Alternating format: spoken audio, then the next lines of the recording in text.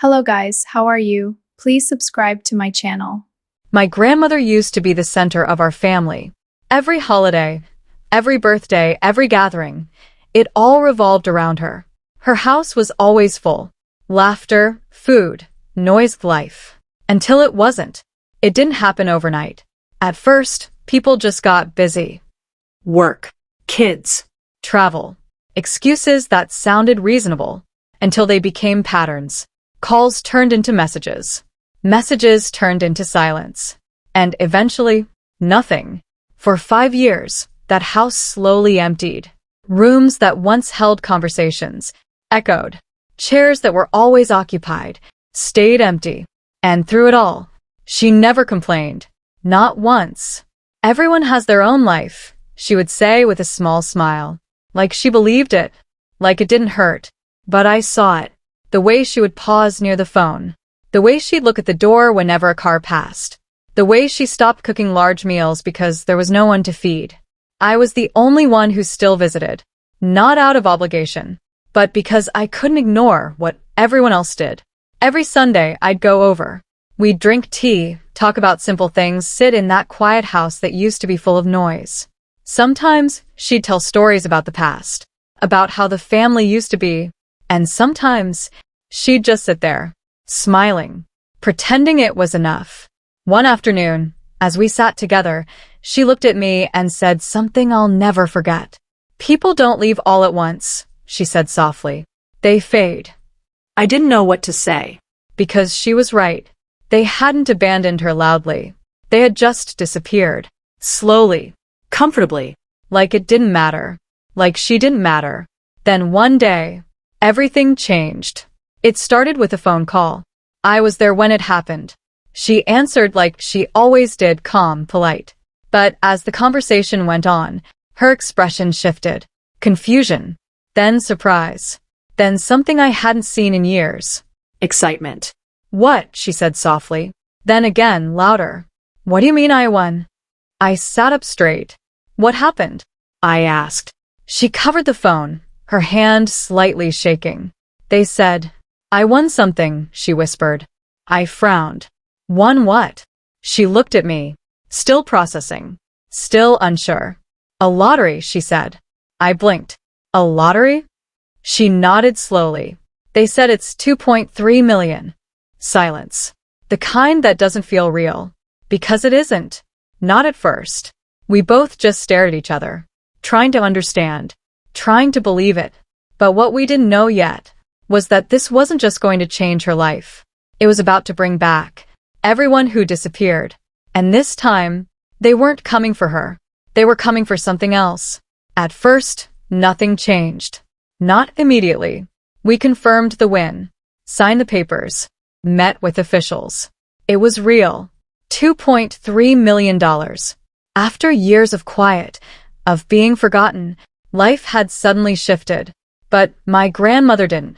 She still woke up early, still made tea the same way, still sat in the same chair by the window, like nothing had changed.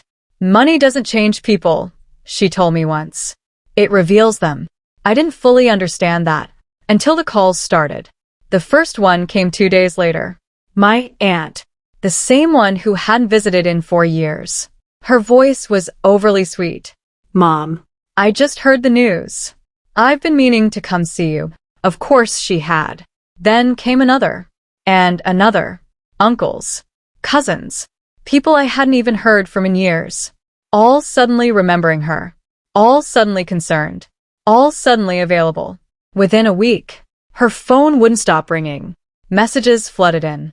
"We miss you. We should reconnect. Family is everything."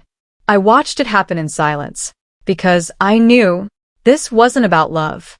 It was about money. And then came the day that proved it. I pulled up to her house that Sunday like I always did. But this time, the driveway was full. Cars lined up outside. Voices inside. Loud. Familiar. But wrong. I stepped out slowly, already knowing. Already understanding. And when I walked in, there they were. 19 relatives. Sitting in the same living room that had been empty for 5 years. Laughing. Talking. acting like nothing had ever changed, like they had always been there. My grandmother sat in the middle of it all, smiling politely, but I could see it. The difference. This wasn't warmth. It was pressure. "Look who's here," one of my cousins said loudly. "The only loyal one." A few people laughed. I didn't. I just looked at them, one by one, recognizing faces that had disappeared when it mattered. "Where were you?" I asked calmly. The room went quiet for a second. Then someone shrugged. "Life happens," my uncle said. "Of course it does. Just not for 5 years straight." They quickly changed the subject, started talking about her health, her needs, her future. And slowly, carefully, the conversation shifted. "So, what are you planning to do with the money?" one of them asked. There it was. The real reason. Not hidden. Not anymore. Suggestions came quickly after that. "You should invest. You should help family. You don't need all that at your age." I watched their faces, their tone, their entitlement, like they had a right to something they abandoned. My grandmother stayed quiet, listening, smiling, nodding, but not answering. And that's when I realized she already knew. She saw everything. Every fake smile, every forced word, every intention behind their sudden love. She wasn't confused. She was waiting. And whatever she was about to say was going to change everything. Because this time, they didn't come back to her. They came for her money. And she was about to remind them exactly who they walked away from. The room was full. Voices overlapping. Opinions flying. Everyone talking about her money like she wasn't even sitting there. My grandmother stayed quiet, listening, watching. And then, she gently raised her hand. "Enough," she said softly. But it was enough. The room fell silent. 19 people all suddenly quiet, because even after 5 years, her presence still carried weight. "I've listened to all of you," she continued calmly. Her voice wasn't angry. It didn't need to be. "And it's interesting," she added, looking around slowly, "how much you all care now." No one spoke, because there was nothing to say. The truth was already there. Clear. Uncomfortable. "For 5 years," she went on, "this house was empty." Her eyes moved from face to face. No calls. No visits. No birthdays. Silence. Heavy. "You all had your lives," she said. I understood that. A pause. Then, "But don't pretend this is about love." That landed. Hard. A few people shifted, looked away, because they knew.